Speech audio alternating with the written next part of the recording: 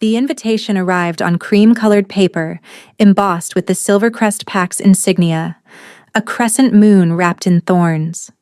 Serafina Voss stared at it for a long moment, her fingers trembling as she traced the elegant calligraphy. You are cordially invited to the mating ceremony of Alpha Cale Thornwood and his chosen Luna, Vivienne Ashford. Your presence is requested to witness this sacred union. At the bottom, in Cale's own handwriting, a single line had been added. I expect you there, Sarah. Don't disappoint me. 3 years. 3 years since he had publicly rejected her at the altar, declaring her wolf too weak, her bloodline too common to stand beside an alpha. 3 years since she had fled Silvercrest in humiliation, the laughter of the pack still ringing in her ears. And now he wanted her to watch him claim another. He wants to break you again, whispered the wounded part of her soul. He wants everyone to see how far you've fallen. Serafina should have burned the invitation, should have thrown it into the fire and forgotten Cale Thornwood ever existed. Instead, she found herself standing at the entrance of the Silvercrest Pack House 3 weeks later, her heart pounding against her ribs like a caged bird. The grand hall was exactly as she remembered. Towering stone pillars draped in midnight silk, crystal chandeliers casting fractured light across hundreds of gathered wolves. The elite of every pack in the Northern Territories had come to witness the union. And there, at the center of it all, stood Cale. He was still devastatingly handsome, all sharp angles and predatory grace. His dark hair was swept back from his face, and his amber eyes gleamed with satisfaction as he surveyed his domain. Beside him, draped in white silk and diamonds, stood Vivienne Ashford, beautiful, powerful, everything Serafina was not. She actually came. The whisper slithered through the crowd like poison. Can you believe it? After what he did to her?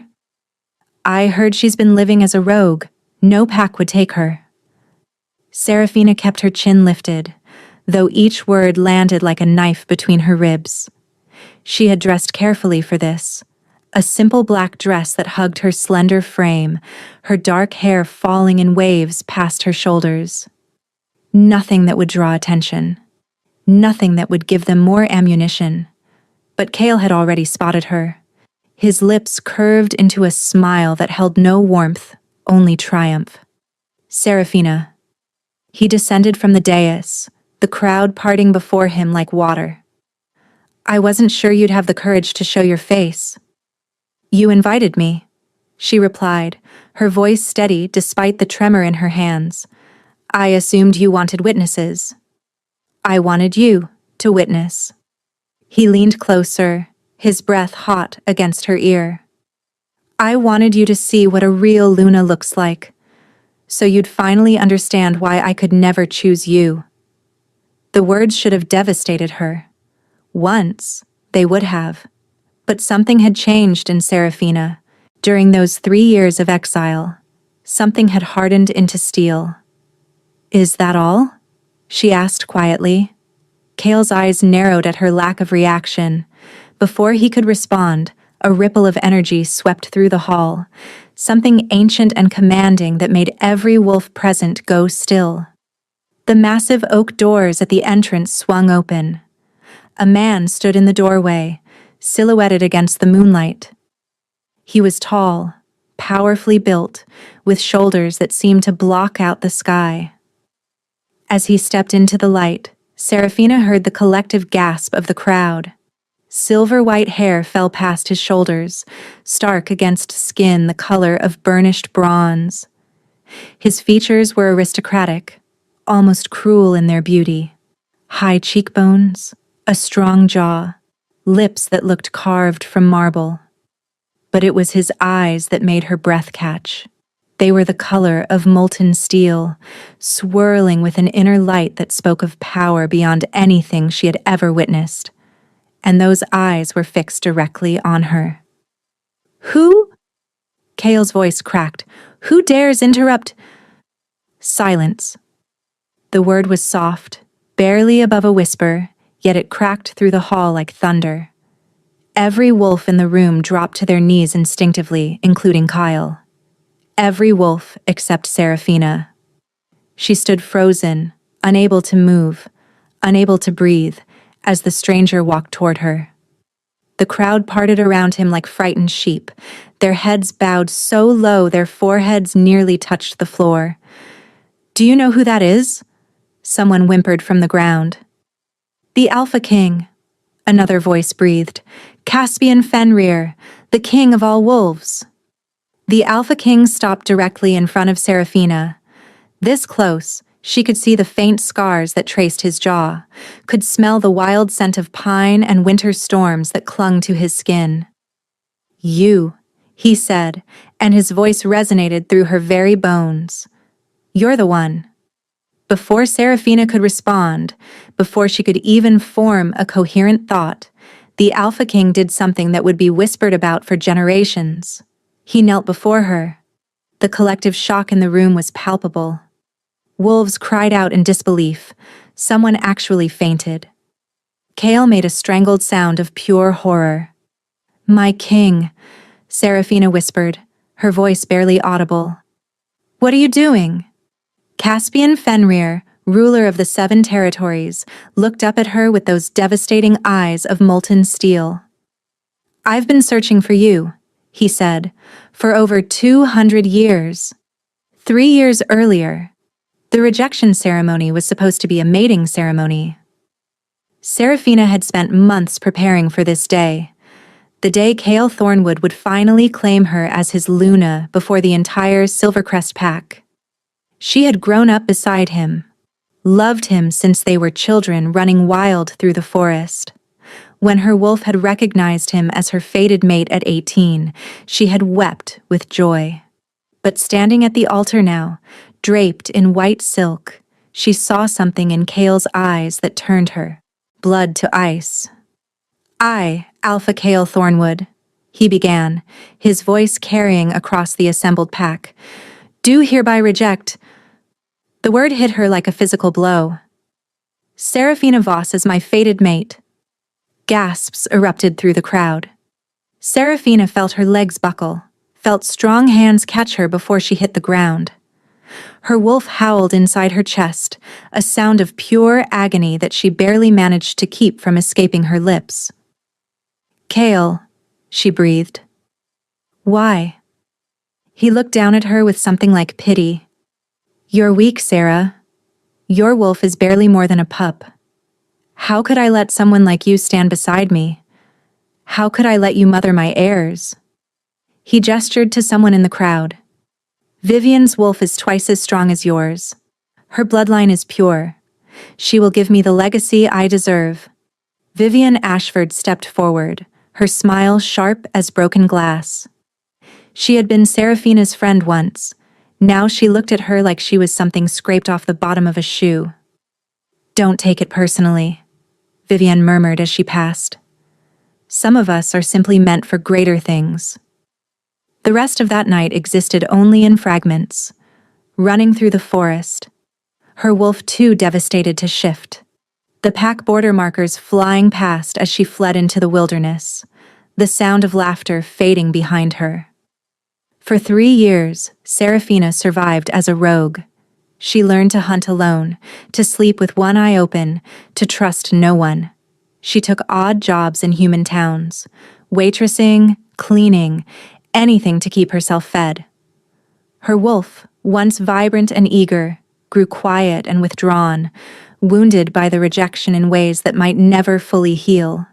She told herself she was stronger now, harder, that she didn't need a pack, didn't need a mate, and didn't need anyone. Then the invitation had arrived, and all her carefully constructed armor had cracked. Now, standing in the Silvercrest Great Hall with the Alpha King kneeling at her feet, Seraphina wondered if she had finally lost her mind. "Get up," she whispered urgently. "Please, you can't. This isn't—" "Do you feel it?" Caspian asked, ignoring her protests.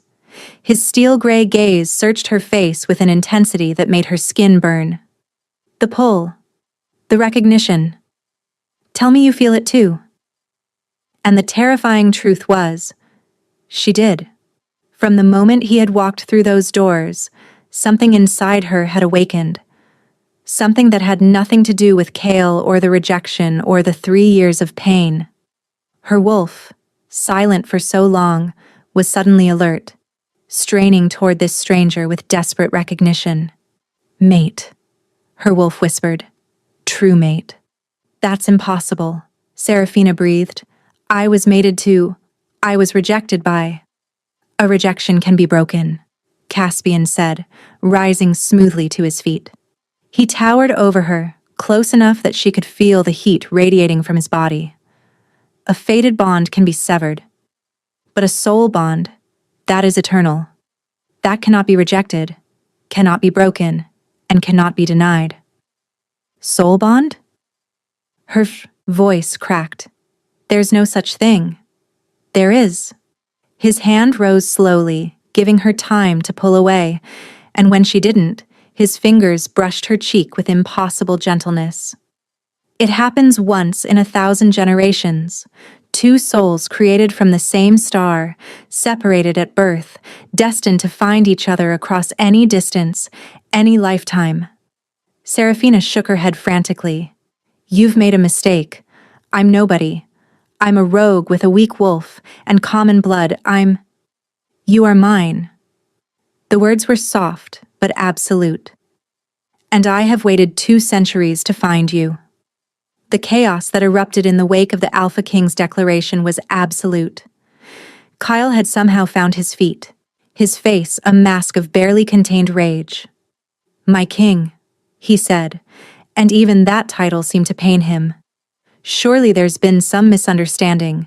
This woman, this rogue, cannot possibly be what? Caspian turned slowly, and Serafina watched Kale shrink back despite himself. Choose your next words very carefully, Alpha Thornwood. She was my fated mate, Kale pressed on, though his voice had lost its earlier confidence. I rejected her. Her wolf is weak, barely functional. She is not fit to be anyone's Luna, much less. You rejected your fated mate? Caspian's voice dropped to a dangerous whisper. You broke a sacred bond for what? Power? Status? I did what was best for my pack. You did what was best for your ego. The Alpha King took a single step toward Kale, and the younger Alpha stumbled backward, nearly falling over his own feet. I've ruled the 7 territories for 300 years. I've seen Alphas rise and fall, empires crumble to dust. And in all that time, I have never witnessed anything as pathetic as a wolf who would reject his own soul for the sake of appearances. Vivian had gone deathly pale beside the altar, her earlier smugness completely evaporated. My king, she attempted, her voice trembling, the ceremony, our mating, will not be taking place. Caspian didn't even look at her. Not tonight, not ever. A wolf who would steal another's mate is no Luna. She is a vulture feeding on carrion. The insult landed like a slap. Vivian's face crumpled, and for a moment, Serafina felt an unexpected pang of something like sympathy. Then she remembered the smirk on Vivian's face 3 years ago, the casual cruelty of her parting words, and the sympathy evaporated. Caspian turned back to Serafina, and his expression transformed entirely, from cold fury to something almost tender. Come, he said quietly. You don't belong here. Serafina looked around at the sea of hostile faces, at Kale's humiliated rage, at the pack that had thrown her away like garbage. I don't understand what's happening. I know. Caspian offered his hand. Let me explain. Away from here. Away from them. Her wolf was practically clawing at her consciousness, desperate to go with him, to be near him. But Serafina had learned to be cautious, to question everything. Why should I trust you? She asked. I don't know you. I don't know anything about you except that you're powerful and you say impossible things.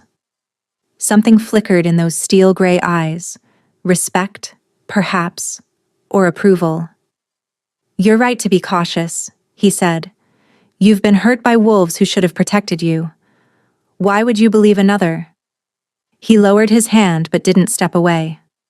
"I won't force you to come with me," he continued. "I won't command it or compel it. But I am asking, one wolf to another, one lonely soul to another, give me the chance to prove myself. One night. If after that you want to leave, to never see me again, I will let you go." "One night," Serafina heard herself say. "And then, I decide." "Then you decide," he agreed. She took his hand. The moment their skin touched, Serafina gasped. A current of electricity shot up her arm and straight into her heart, igniting something that had been dark and cold for 3 long years. Her wolf howled, not in pain this time, but in pure, unbridled joy. Caspian's fingers tightened around hers and she saw his carefully controlled expression crack for just a moment, revealing something raw and desperate beneath. "You feel it," he breathed. "Don't you?" She couldn't deny it, couldn't pretend. "Yes," she whispered. "I feel it." He led her toward the doors and the crowd parted once more. But as they passed the altar, Cale's voice rang out one final time. "You're making a mistake, Sarah. He'll see what you really are eventually. Weak. Worthless. Nothing." Serafina stopped. For 3 years, those words had echoed in her mind. For 3 years, she had believed them. But something about Caspian's presence, about the way he looked at her like she was precious beyond measure, gave her the strength she had been searching for all along. She turned to face her former mate. "You rejected me because you thought I was weak," she said, her voice clear and steady. "But weakness isn't about the strength of your wolf or the purity of your bloodline. Weakness is choosing cruelty over courage. Weakness is breaking sacred bonds because you're afraid of what others might think." She smiled, and it was not a kind smile.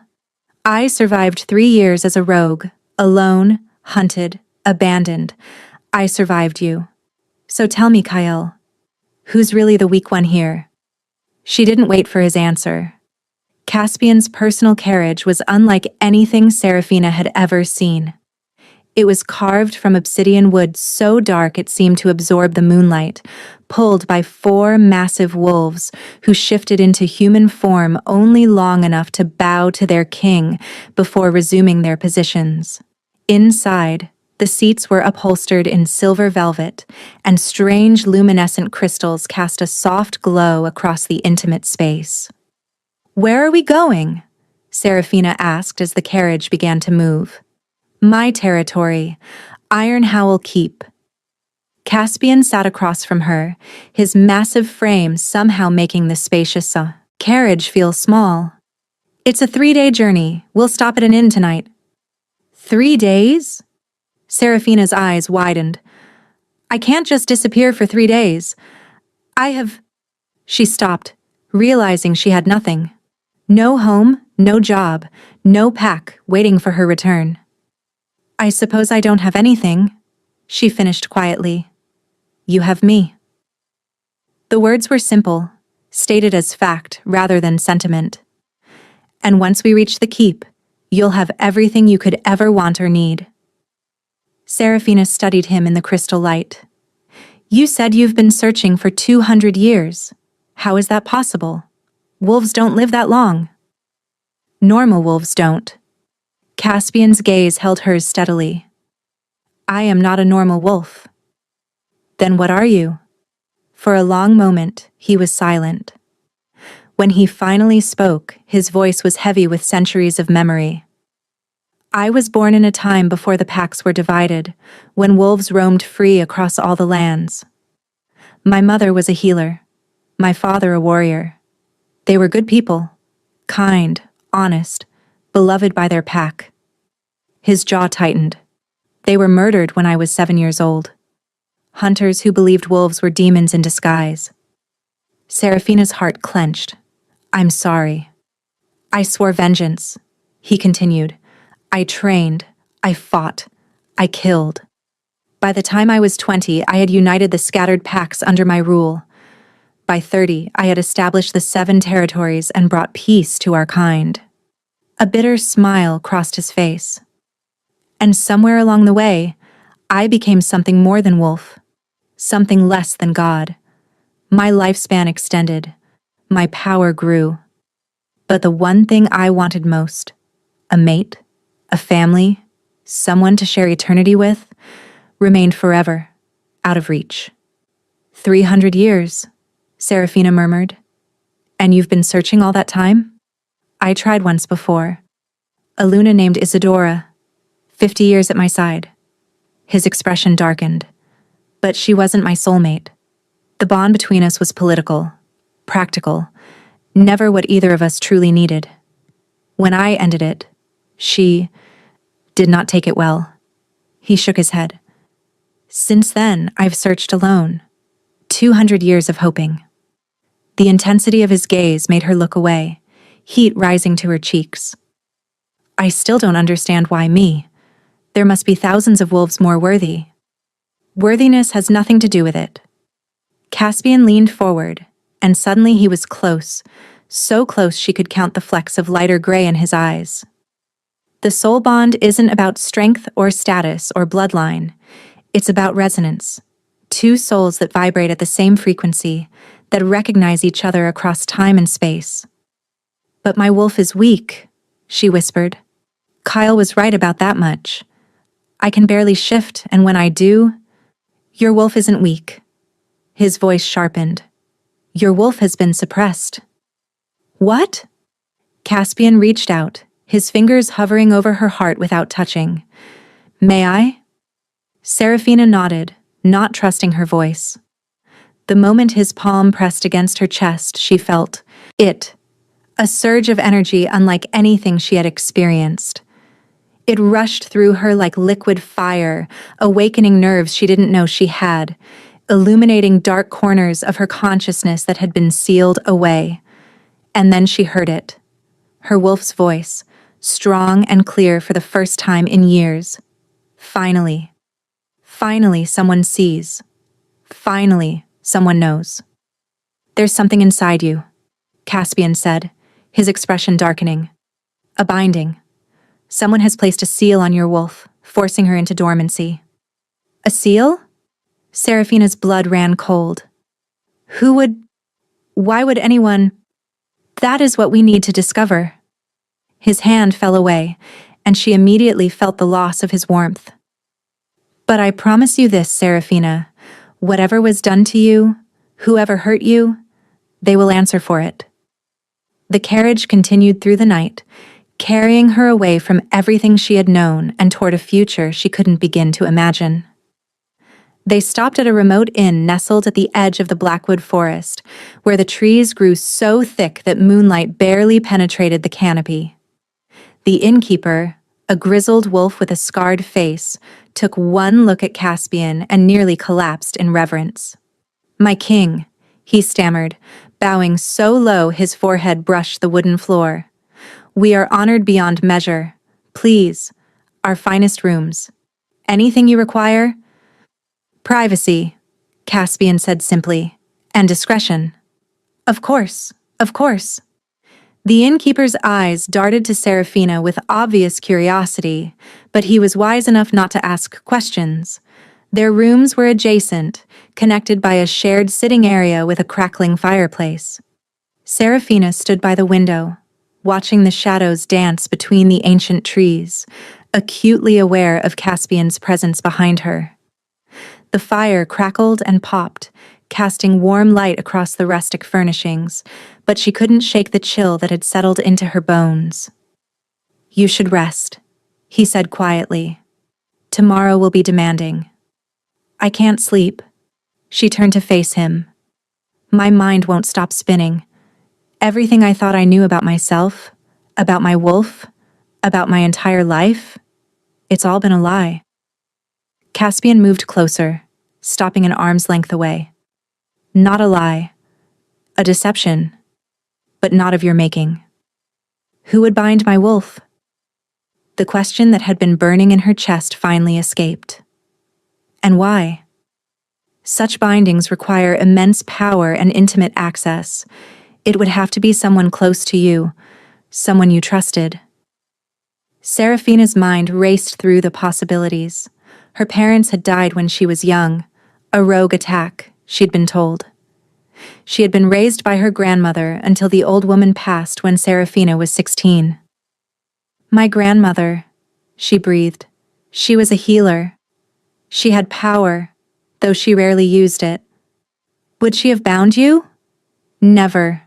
She loved me more than anything. But even as she said it, doubt crept in. Unless she was trying to protect me from something. Caspian's expression sharpened.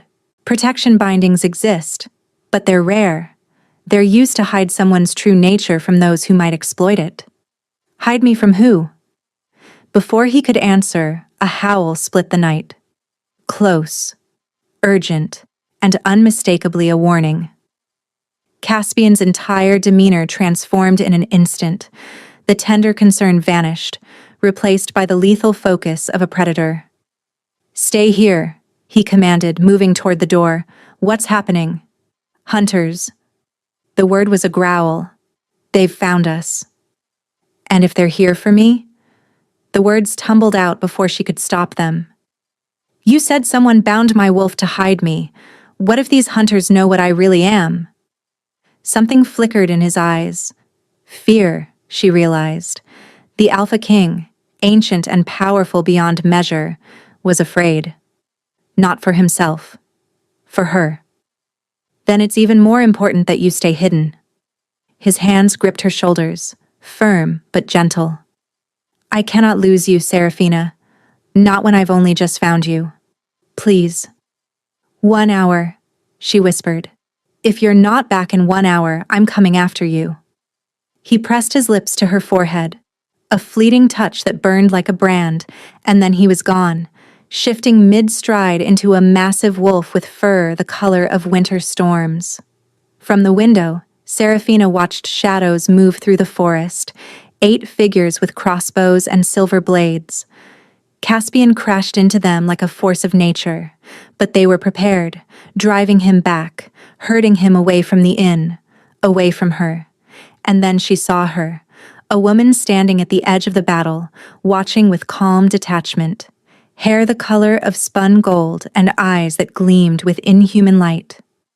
The woman turned, as if sensing Serafina's gaze, and smiled. Found you, that smile seemed to say. Finally. The golden-haired woman walked toward the inn. A voice drifted through the door, melodic and cold. Open the door and I'll tell you everything.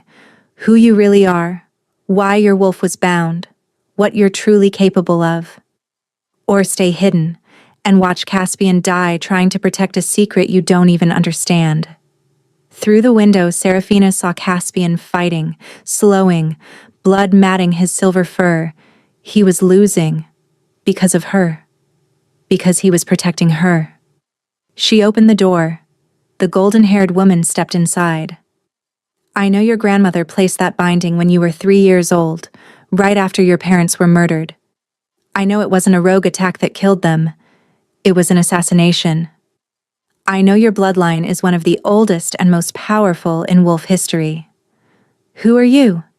Isadora Vane, former Luna of the Shadowfang Pack. Former mate of the Alpha King. Her lips twisted into something ugly. You're not just his soulmate, little wolf. You're the last surviving heir of the Lunaris bloodline, the Moon-Blessed. The one prophesied to either unite all wolves under a new era of peace, or destroy them entirely. The Lunaris bloodline died, out centuries ago, Serafina protested, her voice shaking. That's what everyone was meant to believe.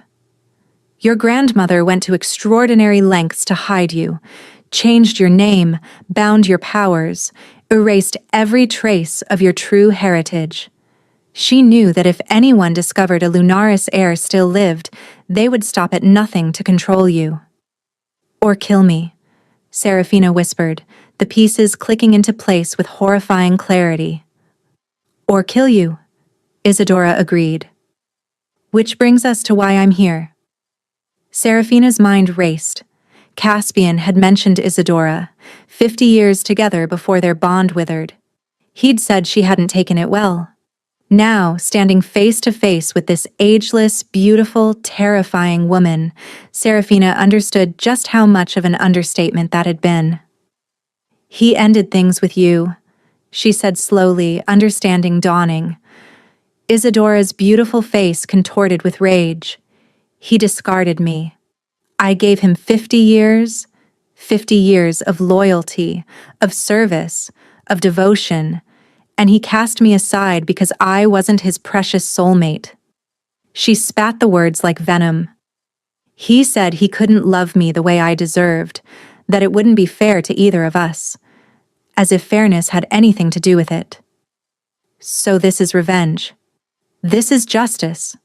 Isadora's grip tightened until Serafina gasped in pain. He took everything from me, my position, my pack, my purpose. Now I'm going to take everything from him, starting with you.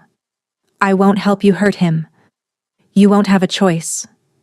Isadora's hand rose, fingers glowing with an eerie silver light. Once I break the binding, your power will overwhelm you. You won't be able to control it. Not without training, not without guidance. And I'll be right there to offer both. By the time Caspian realizes what's happened, you'll be mine completely. The light in Isadora's hand intensified, and Serafina felt something deep inside her begin to crack. Like ice breaking over a frozen lake, like chains shattering after decades of rust. Pain exploded through her body. It was as if her very bones were being reforged, her blood set ablaze, her soul torn apart and reassembled. She collapsed to her knees, barely aware of Isadora standing over her. "Let go," a voice whispered inside her, not her wolf's voice, but something older, vaster. "Stop fighting. Let us be whole." The binding shattered, and Serafina erupted. Light poured from her body, not silver like Isadora's magic, but pure gold, warm as sunlight, bright as the full moon at its peak. It filled the room, spilled out the windows, and illuminated the entire forest in a blinding flash. Isadora stumbled back with a shriek, shielding her eyes. When the light finally faded, Serafina stood transformed. She felt everything now. Every heartbeat in the forest, every breath of wind, every whisper of life within 100 miles. Her wolf prowled inside her consciousness, no longer a prisoner, but a partner. Fierce and ancient and gloriously awake. The inn door burst open and Caspian crashed through in human form, bloody and battered but very much alive. His eyes found her immediately, widening at the sight of her transformation. "Serafina," he breathed. "I'm still me," she said softly, reaching up to touch his face. "Just more." His arms wrapped around her, crushing her against his chest. "I thought I'd lost you. When I felt the binding break, when I saw that light, I thought Isadora had destroyed you. She freed me." Serafina pulled back to meet his eyes. She didn't mean to, but she did. Isadora had recovered her composure, though her eyes still held a flicker of fear. "This isn't over. Not by a long way. She has the power now, but she doesn't know how to use it, and when she loses control, and she will, I'll be waiting." Her form dissolved into shadows, scattering into the night like smoke on the wind. They reached Ironhowl Keep on the evening of the third day. The Alpha King's fortress rose from the mountains like something carved by the gods themselves, towers of black stone reaching toward the clouds, walls thick enough to withstand any siege, and everywhere, the banners of his reign snapping in the highland wind. Serafina had spent the journey learning to control her newly awakened abilities. It was exhausting, frustrating work. The power inside her was vast and wild, eager to burst free at the slightest provocation. Twice she had accidentally set fires with nothing but her emotions. Once, she had made every wolf within a mile radius howl in unison without meaning to. "It will get easier," Caspian assured her after each incident. "You're learning to walk after a lifetime of crawling. Give yourself grace." But she saw the worry in his eyes when he thought she wasn't looking. He knew, as she did, that Isadora's warning had been more than empty threats. If Serafina couldn't master this power, it would master her. Now, as they passed through the keep's massive iron gates, she felt hundreds of eyes turn toward them. Word of her existence had clearly spread. "They're staring," she murmured. "They're curious." Caspian's hand found hers, intertwining their fingers. "Most of them have never seen a Lunaris wolf. They thought your kind were myths." "Am I going to have to prove myself?" "You're going to have to survive." His grip tightened. "Wolf politics are complicated. As my soulmate, you have certain protections. But as an unknown quantity with unprecedented power, you also have targets on your back." The Great Hall of Ironhell Keep was designed to intimidate. Massive pillars carved with the history of wolfkind lined the walls. A throne of twisted silver sat on a raised dais, flanked by torches that never seemed to flicker. And gathered before that throne, arranged by rank and territory, stood the leadership of the 7 territories, the most powerful wolves in existence. They had come to see her. Alpha King. A woman stepped forward from the assembled crowd. She was striking, with dark skin and close-cropped hair, her bearing that of a warrior queen. "You've kept us waiting 3 days for an explanation. We've heard rumors of a Lunaris heir, of an attack by Isadora Vane, of soul bonds and prophecies. The territories demand answers. And they shall have them, Alpha Nyla." Caspian released Serafina's hand and ascended to his throne. "But first, allow me to introduce Serafina Voss, my soul-bonded mate, and the last heir of the Lunaris bloodline." The hall erupted. Shouts of disbelief, cries of alarm, and underneath it all, a current of fear so palpable that Serafina could taste it on her tongue.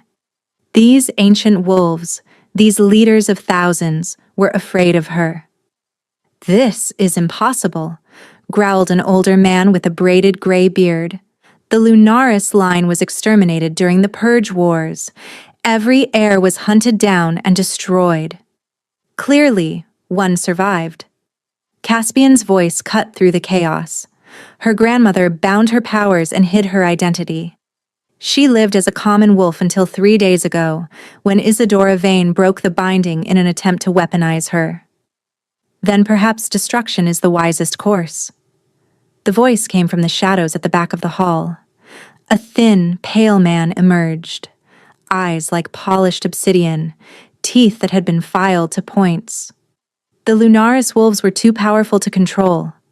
That's why our ancestors eliminated them. Why would we allow such a threat to exist again?" Serafina's blood ran cold. "Careful, Alpha Mordecai."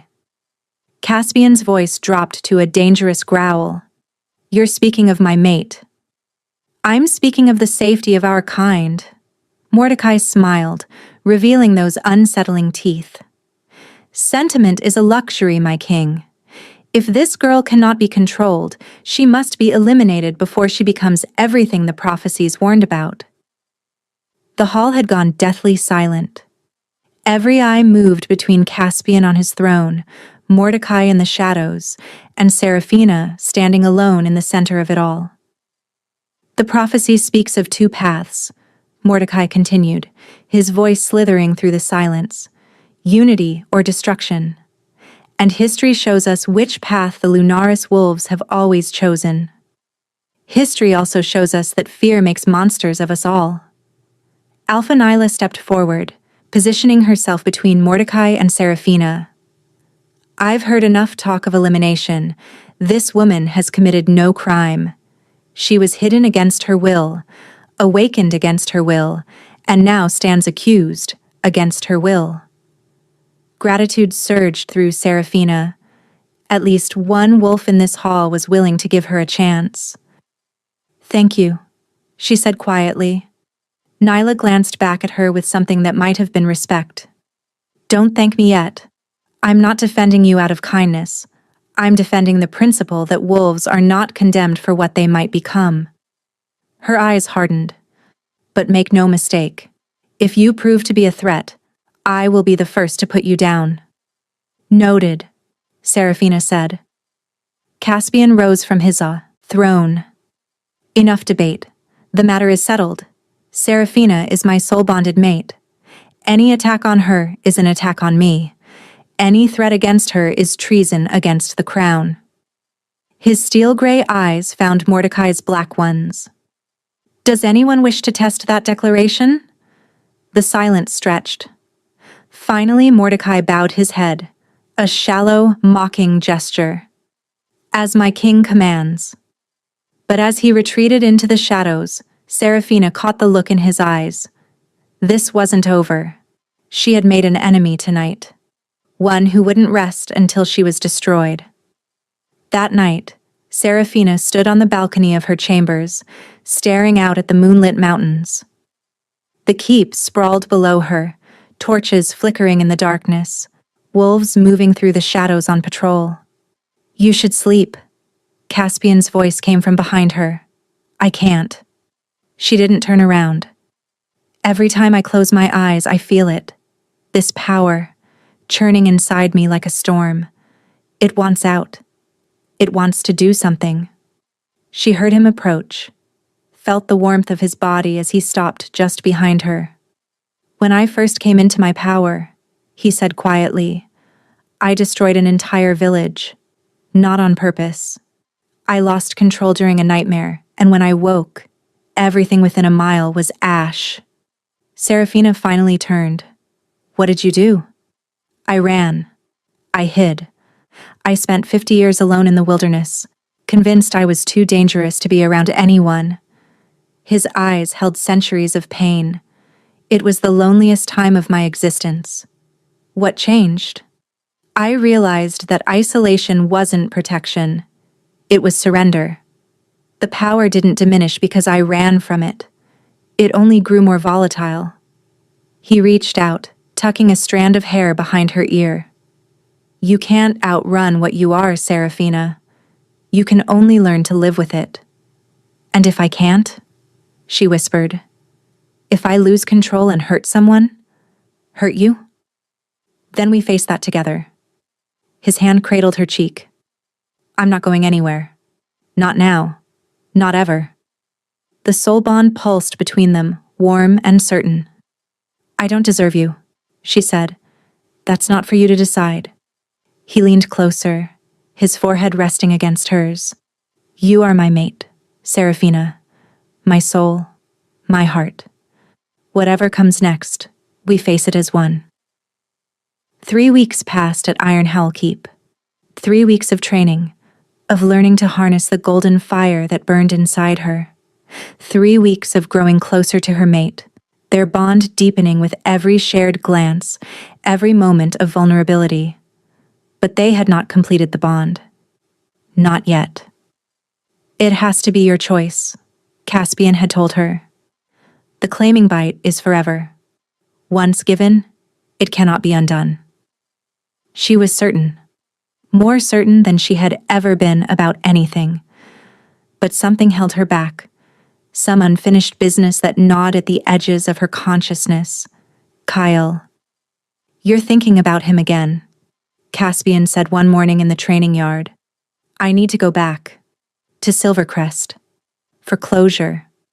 I can't move forward while part of me is still trapped in the past." The 7 territories are holding a summit next week. All the alphas will gather to formally recognize our bond and your status as Luna. A ghost of a smile crossed his face. "Silvercrest will be required to attend." Seraphina's heart skipped. "Kyle will be there?" "Kyle, Vivienne, and every wolf who witnessed your humiliation 3 years ago. Would you like to return the favor?"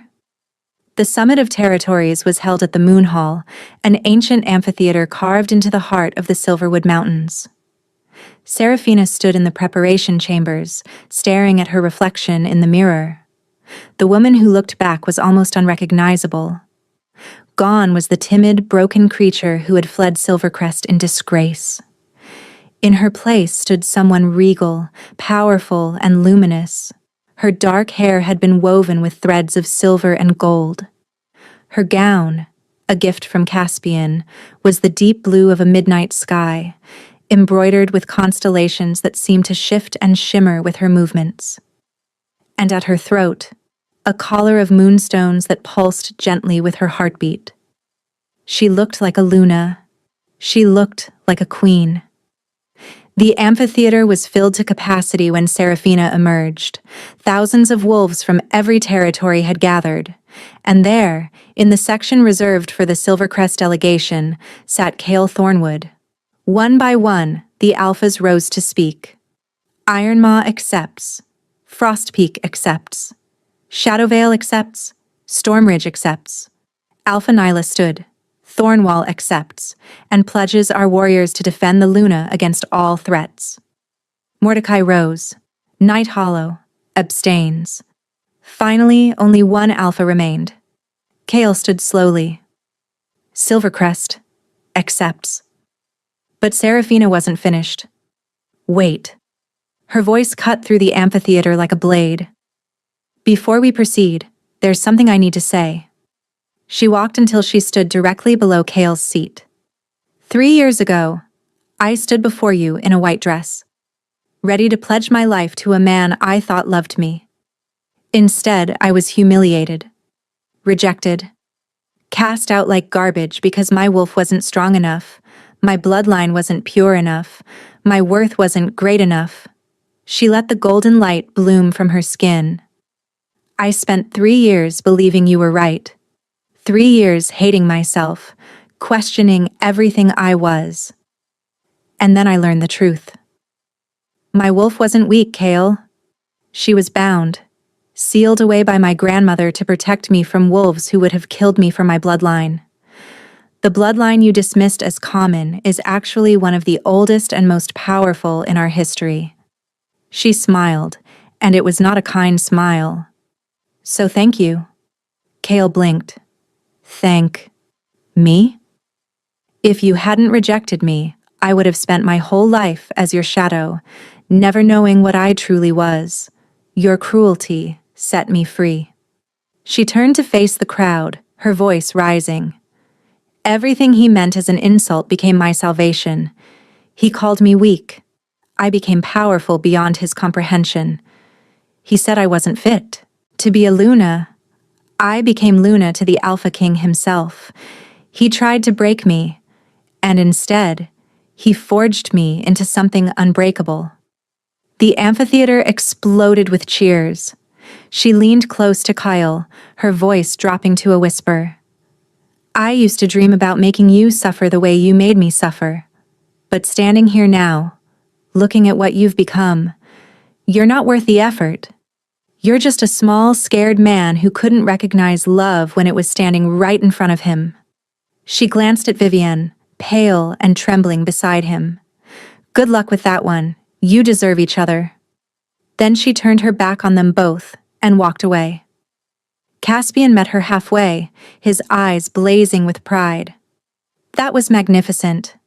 I'm ready now, she said, to complete the bond, to be yours completely, to let you be mine. Seraphina, are you certain? This isn't because of Cale or the ceremony. This is because of you. She rose on her toes, bringing her lips close to his ear. I love you, Caspian Fenrir. I think I've loved you since the moment you knelt at my feet in that horrible hall, and I don't want to wait another moment to be your mate. The claiming ritual was performed before the assembled territories. Caspian's teeth found the junction of her neck and shoulder, the same spot where wolves had marked their mates since the dawn of time.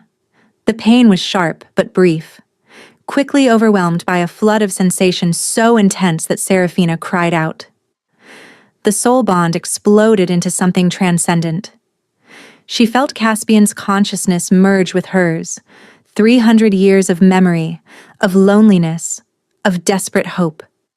She felt his love, vast as an ocean, deep as the roots of mountains, and she felt his relief, so profound it brought tears to her eyes. Finally, his thoughts whispered through the bond. Finally, I'm home. We're home, she corrected. Together. When she opened her eyes, the amphitheater was bathed in golden light, her power responding to the completion of the bond, blessing everyone present with its warmth. Behold your Luna, Caspian announced, his voice rough with emotion. Moon-blessed, soul-bonded, mine. Luna! The cry rose from thousands of throats. Luna! Luna! Luna! Later, as the celebration continued around them, Serafina stood on a balcony overlooking the Silverwood Mountains. The moon hung full and bright above, and she could feel its power singing through her veins. Caspian appeared beside her, wrapping his arms around her from behind. Any regrets? He asked. Only that it took so long to find you. She leaned back into his warmth. What happens now? Now we have forever. To rule, to protect, to love. His arms tightened. Isadora is still out there. Mordecai will continue to scheme. There will be challenges, threats, enemies who want to tear us apart. Let them try. Serafina turned in his arms, meeting those steel-gray eyes that had become her whole world. I spent 3 years surviving alone. I think I can handle a few power-hungry wolves. You won't be alone ever again, he promised. Whatever comes, we face it together. Together, she agreed. And as the moon rose higher over the mountains, blessing the newly bonded mates with its ancient light, Serafina finally understood the truth her grandmother had tried to protect her from, and the truth she had discovered for herself. Power wasn't about strength or bloodline or dominance. Power was about rising from the ashes of your worst moments. Power was about transforming pain into purpose. Power was about finding the people who saw your worth when everyone else was blind. She had been broken, rejected, cast aside, and she had become legendary. Thank you so much for listening. I hope you enjoyed Serafina's story. If you'd like to hear more tales of love, redemption, and supernatural romance, make sure to subscribe and hit that notification bell. Your support means the world to me.